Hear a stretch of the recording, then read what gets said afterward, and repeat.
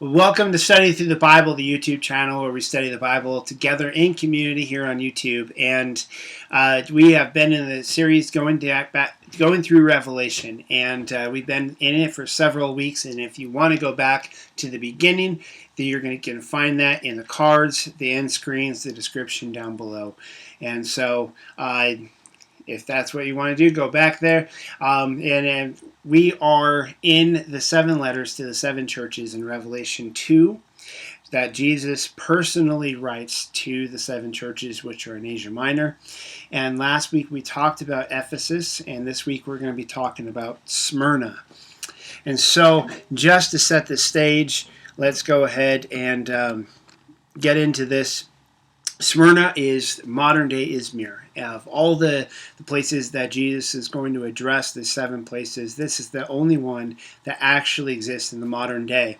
And if you find footage on it, it's actually a very thriving metropolis city. They say that soon it could potentially surpass Istanbul in terms of popularity or influence. And then you have like the modern day city, and then you have the ancient city ruins that are actually like right there outside the city. So it's kind of a cool dynamic that they have there, you know, the new right next to the old and the ancient. And had a population in Jesus' day about 100,000 people, which is still pretty big. It was a port city of Rome, and so outside of Ephesus, it was probably the most important seaport. It led straight to Athens, and so a lot of the trade between, you know, Rome and like ancient Greece kind of thing, it was coming right through there. It was known for its architecture and tropical flowers and climate. And the city was adorned with noble buildings and temples to Zeus, Diana, Aphrodite, Apollo, Asclepius. And Smyrna had a theater and a music center. It was the home of music in that area. And it had a stadium. It was famous for as athletic games. And there was also a stadium that was famous for, you know, gladiator type of events. And, you know, one of the main events was, in this case, in this church, was Christians who were being fed to wild animals, Christians who were being burned at the stake. And so we're going to get into that in spades as we get into this letter.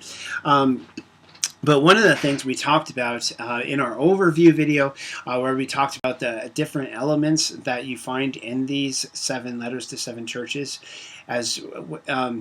is that everything is just so intentional. The structure of the letters is very intentional. They have several items that are just highlighted, and you know, like throughout every letter. But the name of the town matters, and the way Jesus identifies himself to the churches, it matters, and every single little thing seems to matter. And so let's go ahead and just like read the passage as a whole, and then we'll jump in. To the angel of the church in Smyrna write, these are the words of him who is the first and the last, who died and came to life again.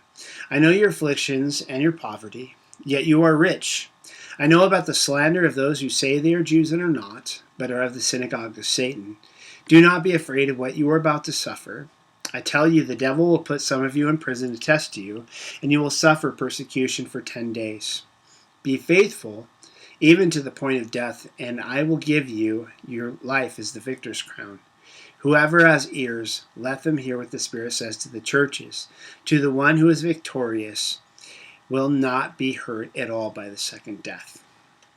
So let's go ahead and jump in. We've talked about how these letters have Jesus, you know, addresses the city, and the city itself has a name, and the name itself means myrrh. Smyrna means myrrh, and has everything to do with who they were as a city and the message that Jesus was going to address to them. Jesus addresses them very specifically. Something about himself that was going to personally have to do with what he had to say to them and what they needed to hear, what was going to be encouraging to them. And then he talked about, here's what you're doing well, here's what you're doing not so well. And in this letter, he doesn't say anything in regards to the things that he wants to address that they're not doing so well. So there's no message to repent. Instead, there's an encouragement to stay faithful until death. And then you have this promise that they need to hear. and to this promise to the overcomer. And he who has an ear, let him hear what the Spirit says to the churches. So we broke that down into items that they needed to believe, items that they needed to endure, items that they needed to repent, or sin that they needed to address, and what they needed to believe, and what element of God's character had to do with what they needed to embrace. And so Jesus identifies himself to this church as the resurrected Christ. And so here's what he says. In Revelation 2:8, he says, "To the angel of the church in Smyrna write, these are the words of him who is the first and the last, who died and came to life again." And so Jesus identifies himself as the first and the last. And so what you need to know is that coins in Smyrna read "first of Asia" in beauty and size. And so, they saw themselves as important. They saw themselves as beautiful. They saw themselves as having significance. And so they were the first in Asia in beauty and size. And which I don't know where they're getting the size thing, because everything I was reading said Ephesus was much bigger than Smyrna. But they saw themselves that way. And Jesus says, no. I am the first and the last. And that was an important message, because to these believers who are suffering persecution, they're dying for their faith, they're being imprisoned for their faith, and they're suffering a lot of poverty and slander and a lot of things for the name of Jesus. Jesus says, I was the creator, and so there was a beginning, there is an ending, and I am the beginning and the ending. I am the source of all life, and I am in control of everything. And so there is meaning, there is purpose, there is direction, there's design. And so that's something that we need to hear in the midst of chaos, in the midst of all the things that are going on around us, in the midst of the doctrinal issues and the sin issues and like the people issues, everything that's going on around us. We need to know Jesus is the first and the last. And then he addresses himself as the one who died and came back to life again. So what you need to know about Smyrna is that they prided themselves. In fact, they called it kind of catchphrase for themselves is the city that died and came back to life again. So there was in 600 BC, Aleatus conquered the city, and he sacked it. Okay, so he destroyed it. And then you had Alexander the Great, when he came through in his Greek, conquest. He came to the city of Smyrna, and he had a dream that he was supposed to rebuild the city of Smyrna. And so that's exactly what he did. And he cast that vision, and he had it rebuilt.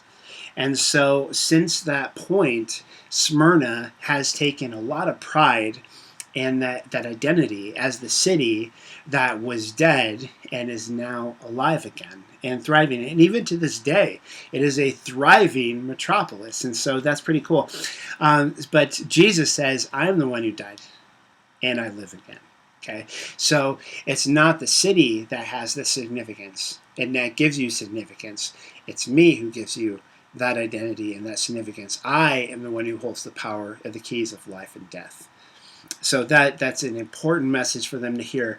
But another part of the Smyrna's identity was in their name means myrrh, and I mentioned that, and that was a spice that was used in burial. And it seems as if Smyrna had exclusive rights in the Roman Empire for the importing and exporting of myrrh. And what that means, it has incredible significance. If myrrh was being used as a key spice and involved in the burial, that means that this town was associated with death again, death and resurrection. And so you can just think back to key moments. At the birth of Jesus, you had the Magi who were coming from the east, who might have gotten the myrrh that they gave as one of the three gifts to Jesus. They might have gone through Smyrna to get that myrrh. And then you think about the death of Jesus, and that this was one of the ways in which he was buried and prepared for his burial. This was part of that, Jewish way of giving a proper burial to their loved ones that died. And perhaps that myrrh came from Smyrna itself. So Jesus points to this spice, this place, and he says, this was key in my birth, and it was key in my death and my resurrection. And so I am the one who was dead, and now I am alive again. I think that's just amazing. It's very, very cool. Very cool. And so going on, what does he know about them? What is he saying? Like, you're doing well. And it's not even so much you're doing well as like, this is what you have to endure. And so he says, I know about your afflictions and your poverty, yet you are rich. I know about the slander of those who say they are Jews and are not, but are of the synagogue of Satan. And so he starts off by saying, I know your afflictions, and the word there is tribulation. And we're not talking about the great tribulation, we're just talking about tribulation, which means trouble. But the word itself comes from a very ancient practice of torture, in which, in some ways, very similar to crucifixion in its effects, but different in its execution. So tribulation is where you would have the person they would lay them down, arms stretched out, and then they would place 3 weights, that one at a time, and they would increasingly press these weights against their chest to the point in which they would start to crush their chest, and then they would be physically unable to breathe. And so again, it's very similar, in the effects to crucifixion and what it would do to the people. And so he says, I know your tribulation. And he lists 3 things that they were experiencing. And so the first thing that he says to them is, I know your poverty, yet you are rich. And so just so you're aware, like in that time, if you gave your life over to Jesus, you became a Christian, then you for sure would be kicked out of the trade unions for not worshiping the gods of the trade unions. Okay?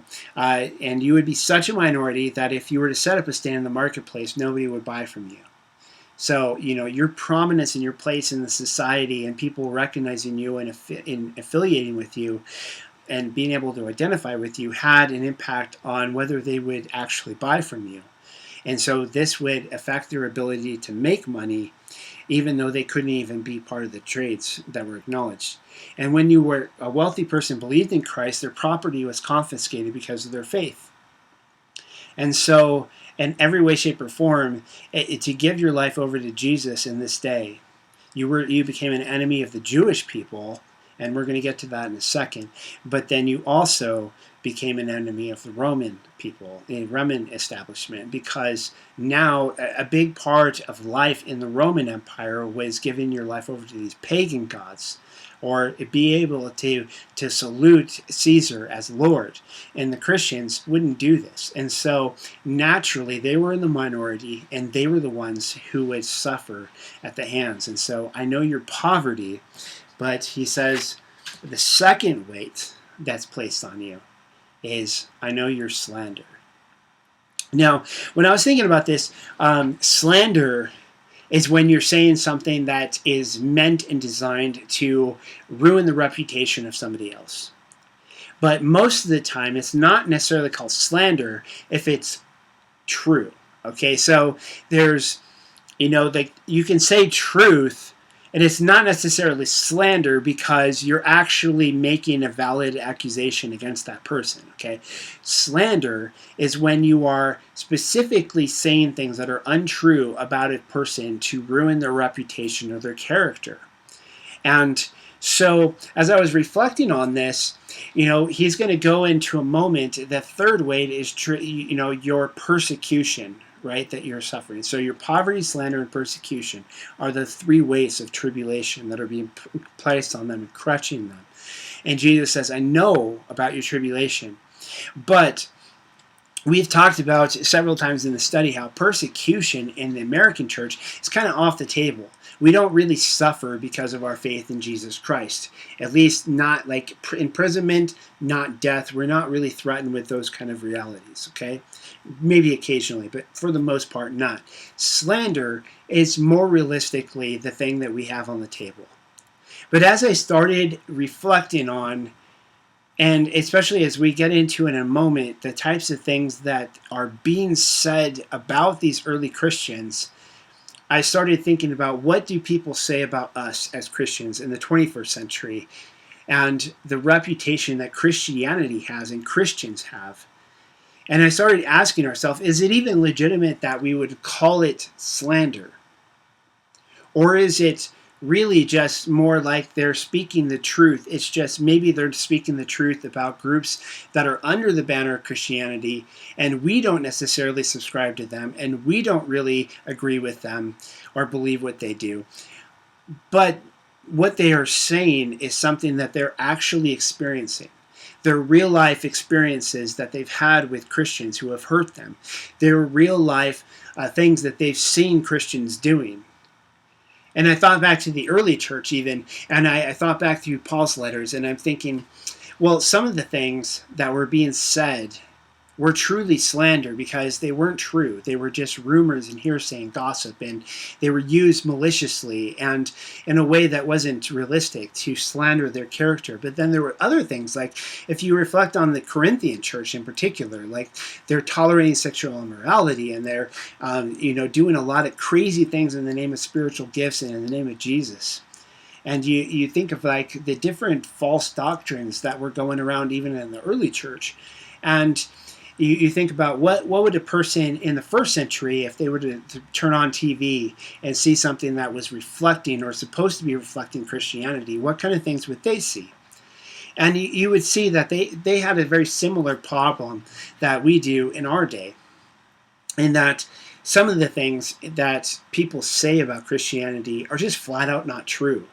Okay, they're just complete slander. And then there's other things that they say about them that are true. And they're maybe not what every Christian does, but there was something that they experienced at a real church, and that was a Christian church, and a real Christian who was actually a Christian. Or maybe it was somebody who calls themselves a Christian, but they're a part of groups that we don't really necessarily want to associate with. And so it's incumbent upon us, made me realize it's incumbent upon us to be out there as representatives of true Christianity. That one of the importances of being outspoken for our faith and being bold in our faith and being loving in our faith is so that people can associate us with genuine Christianity. But part of the responsibility in that is that the things that they're saying can't be true. The false and the bad experiences that they are experiencing can't be coming from us. And so there's a reality there that, kind of a reality check for us.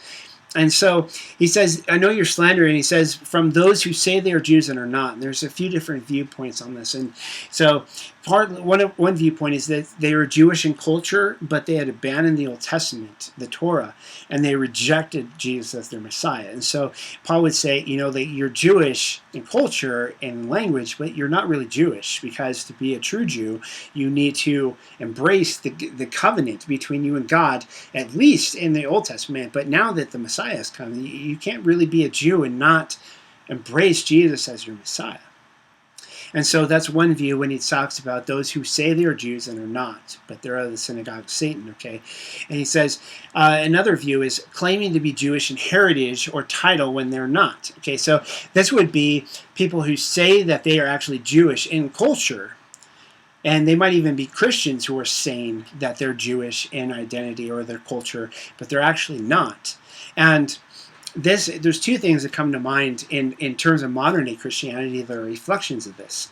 And one is called replacement theology. And this is the idea that the Jewish people, they forfeited the promises that were given to them in the Old Testament because they rejected Jesus as their Messiah. And some even go so far in this camp to say that they are the Christ killers, like that the Jewish people are guilty of the murder of Jesus as the Messiah. And so not everybody in this camp are people who believe this. And so they would say that all of those promises now become symbolic and spiritualized and applied to us as the church. So we as Gentiles now have inherited the promises that were given to Judaism. And so there's no relationship between God and Judaism anymore, and the Jewish people. And I don't personally subscribe to this. I don't believe that this is even a healthy thing for the church, because what happened after this became very prominent in the early church is that we got removed. The Jewish roots of Christianity kind of got removed for the most part, and so us as Gentiles don't really have a clue as to most of the things that are our Jewish roots, and we're very ignorant of the Old Testament and a lot of the significance and meaning of a lot of these things. Okay, so those who say they are Jews and are not. And another example of this is within the LDS Church, the Mormon Church. They have something that's called patriarchal blessings, and so they, at a certain age, they're called in, and there's a certain person who they believe has the gift, of being able to kind of like pray over you and be able to give you, just like you see in like the Old Testament, these patriarchal blessings. And you're not supposed to tell anybody like what was said in there, but it's really prophetic. It's supposed to be prophetic of your future. But one of the things that they tell you during those times is they tell you what tribe of Israel that you are now from. Okay, so part of your identity as a member of the true church is that you are literally a member of the tribe of Israel. So they very much believe that they are in reality Jewish. Okay, and they even refer to Utah as Zion and things like that. Okay, so those are some examples of ways, things that Jesus could be referring to in reference to those who say they are Jews and are not. Okay, but in reference, basically, this is also it's a time period in which they're being persecuted from the Jewish end, but also from the Roman end. Okay, so they're going to be hit by both ends of it. And so some of the specific slanders that they were facing in that day was that they had what they called love feast. Okay, and Paul alludes to this in the Corinthian letters. And this is the early version of what we now practice as communion. This has just become a part of our service, once a month, in which we take the elements, but they had a full blown out meal, and they were known as love feasts. And so they saw the churches providing for the needs, and everybody met together, and everybody shared with one another, and they ate together, and they had fellowship together. And because these were called love feasts, it gave birth to certain people who were on the outside, and they just heard that they have love feasts, and they started saying that they had relations with each other during these love feasts, okay? And that because they were taking and eating the body and the blood of Jesus, they were actually accused of being cannibals at that time, okay? So they called each other brother and sister, and so the accusation was very important in Roman society, the family unit, okay? And so they got accused of not really caring about family and trying to break up the family unit, and they just saw themselves as their family. And they were called atheists, as crazy as it sounds, because they refused to acknowledge the Roman gods. And particularly, they refused to acknowledge Caesar as Lord. And so the emperor worship and all those things associated with that, because you're not willing to acknowledge all of the gods, you're atheist, okay? So none of those things are true. Those are all categorized under slander. But again, I just caution us to think about our witness and the things that we're doing in Jesus' name. And if people know that we're Christian, what are we associated with? Are the interactions that people have with us reflecting positively for Jesus and Christianity, or are they reflecting negatively? And I think that, to be honest, to just own it, a lot of things that people say about Christianity, or the types of things that go on in the name of Christianity, are flat out true. And so we need to take ownership over that and take responsibility of some sort over that, even if it's just in our own lives. So, Revelation 2:10, do not be afraid of what you are about to suffer.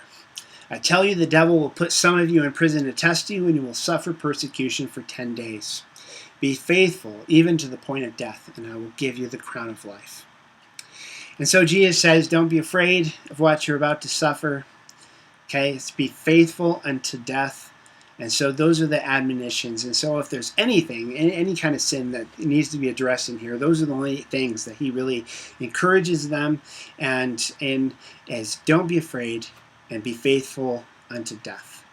And so I know your persecution, this is the third weight of tribulation that was placed on them, was crushing them. And so he prophesies about this. He's like, you guys are already suffering persecution, but the devil, he's going to come after you, and it's going to be coming soon. And he says he's going to throw you into prison and persecution for 10 days. And so this 10 days thing is a couple different views for this. Is that one is that they say that it was a metaphor for a short period of time. That was kind of like a metaphor that they would use, or a way that they would talk about that. Some people say that 10 is like the number of completion, so it was like a complete suffering. And like it was actually emphasizing the magnitude of the suffering that they were going to experience. And then some people, just point out from a historical point of view that there was actually 10 different emperors during this period, which they say that this is representative of the persecuted church. And so they say there's 10 different Roman empires who persecuted Christians, and that actually is a historical fact. So Nero, Domitian, Trajan, Marcus Aurelius, Severus, Maximianus, Decius, Valerian, Aurelian, and Diocletian are those 10 emperors. And so I found that was really fascinating, right? And so I mentioned the stadium that they had there in Smyrna, and that the whole association of the town was with death. And one of the things they were doing during this period is that they did not think very highly of Christians. And so they not only didn't support them in the marketplace, they not only slandered them and they thought very lowly of them, but they were killing them. They were imprisoning them. And they were dying for their faith. And one of the ways in which they would die for their faith is that they would bring them out to the stadium, and they would become a source of entertainment as people would watch them die as they were fed to wild beasts in the stadiums there. And Paul actually alludes to that. If I fought wild beasts at Ephesus, right? And then another thing that they would do sometimes is they would burn Christians at the stake. And so there was one Christian who was a bishop of the church in the 2nd century. His name was Polycarp. And tradition says that he was actually a disciple of the Apostle John, who wrote Revelation. And he was imprisoned, and he was brought to trial because he was a Christian. And they first threatened him with, being fed to the wild beast. And here's what he said. He says, 86 years have I served him, and he never once wronged me. How then shall I blaspheme my king who has saved me? And so he was no doubt a Christian during the time in which, he received this letter from the Apostle John and this encouragement. And he took it to heart. And he would not blaspheme. He would not deny his Lord. He was faithful unto death. And so the promise that comes from Jesus is true. Definitely, you can save Polycarp. In fact, what they say about Polycarp is that they then threatened him with being burned at the stake. And then he said, you guys, you threaten me with your fire, but that lasts only an hour, but you are ignorant of the judgment of God which comes with eternal fire, And so then they actually do burn him at the stake. Except that the tradition says that the winds kept on avoiding him, and so he wasn't actually burning, and so the fires weren't consuming him, and so they actually stabbed him, and that's how he died. But what a way to actually represent Jesus and be the embodiment of this letter here, to be faithful unto death. And there's Christians all over the world who this is their reality, and this is how they die, and this is how they go out. They go out, here I stand. I can do no other. And I think if anybody should be our heroes, as Christians, honestly, these are the guys. I mean, these are the guys. They suffer things that we can't even imagine suffering. I mean, we're afraid of the slander end of things, but most of the slander is even true, So this is just these should be our heroes. These are the people that we should be looking up to, and modeling ourselves and asking ourselves, are we really a true reflection of Jesus and Christianity? Are we loving people? Are we faithful? Are we willing to be faithful unto death? Is this real to us, or is this just like a game that we play or a culture that we're a part of? And like the church is just something that we go to on Sunday mornings. This is a sobering letter that Jesus writes to the church in Smyrna. And so he says to them, so be faithful unto death, and I will give you the crown of life. And so the crown was an important symbol in Smyrna. And so if they looked up on the mountains, kind of like if you're in Billings and you see that the mountain, the hills, the heights, or whatever it's called, up there, and if you were in Smyrna and you were just imagining that, up in Mount Pagos, there was a fortress that was guarding the city of Smyrna, and it looked like a crown. So if you were looking up at the mountaintops and you saw this fortress, you would see something that actually looks like a crown. And so a crown, faithful servants of the city appeared on coins with laurel wreaths on their heads. Okay, and you would win if you won in a victory in the Olympic Games that they had in the stadiums. Then you would have this victor's crown that was given to you. And so Christians, he says, you're poor and you're being slandered and you're suffering persecution. You're the minority. You're being crushed with tribulation, and so you're not going to be winning, crowns at the Olympic Games. You're not looked at as one of the faithful, citizens, right, of Smyrna.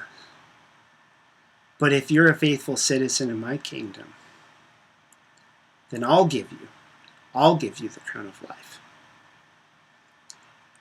I think that's awesome. It's just amazing to me. So basically, going further with this whole idea of crown, I took a look at how the word is used. And so this is not a diadem. This diadem is the type of crown that you would gain because that's your rightful claim to that. This is a Stephanos. It's a victor's crown. It's something that you obtain through doing something, accomplishing something, right? And so it's a victor's crown. And so I've often in my head I've associated, Paul says that when we stand before the judgment seat of Christ, that if we're found faithful, that we'll have gold, silver, and precious stones. So I just assume that we'd have golden crowns on our heads, and I'm not really convinced of that after taking a look at this, because the crowns that are talked about that are going to be given to us, that we're going to be wearing, are these kind of crowns. And there's two different ways I see this type of crown talked about. And I don't think that they're that much far apart in their use. And one is that they were talked about is what you would wear at the victor's crown. And it was a crown that would be made out of flowers usually, sticks and then flowers that were adorning it. And I think it's really significant that you have the flowers and myrrh being such an integral part of life in Smyrna. But then you have the other time it's used is the crown of thorns that was placed upon Jesus' head, mocking him. You think you're a king? Then, here's your crown. And it made me think that was the crown that Jesus wore when he stood in our place. It makes me wonder if a fair representation actually is when we get to heaven and say, yes, there's gold, silver, and precious stones, and Paul talks about that, but it makes me wonder if we're going to be handed, a victor's crown, and it's going to actually be more like sticks and flowers. And a fair representation and identification with Jesus, the one who suffered in our place, the one who's responsible for any good thing that we do. And so this was really interesting, gave me a lot of perspective when it came to what our picture of heaven is still very self-centered. And instead of it being identifying and fully just being completely enthused and enthralled and at home, being with Jesus and falling at his feet in worship and serving and being in a place of perfect love and without sin and without pain and just being with him and being with each other. And so the message and overall to Smyrna is, if things stay the same, Christ will be your fortress. And if things get worse, the Lord will see you through. The same message is true to us as well. And so how has God challenged you today? Is he calling you to have more hope, maybe optimism, as you endure, maybe just realizing this isn't your home? Is he calling you to have greater perspective and, thinking about the things that we suffer in a different way? And maybe looking to him and being faithful, being found faithful, and being found not fearing those things that he brings in and he allows into our life. Is he calling you to shift our priorities and maybe like our view and what he says to them, and you're poor but you're rich. And later on he's going to say to one of the other churches, you think you're rich but you're actually poor. This is a church that had a solid relationship with Jesus, and because of that they were rich. And so maybe he's calling us to shift our priorities. And maybe he's calling us to greater perseverance in the midst of our trials. Who are we? And, are we accurately reflecting Jesus?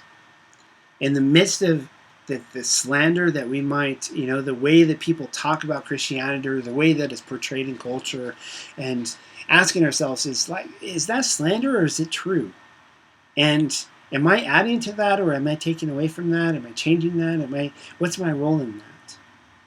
And so, how has God challenged you today? I would love to hear it in the comments down below. And if you haven't already, why don't you go ahead and click that subscribe button and enable notifications, and don't miss out on what we've been talking about. If you feel free to write in the comments, press that like button, share this with other people, view some of those other videos, go back to the beginning of this series, like I said, in Revelation, and we have lots of other series through other books in the Bible that you might be blessed with. And until next time, may God's grace be with you.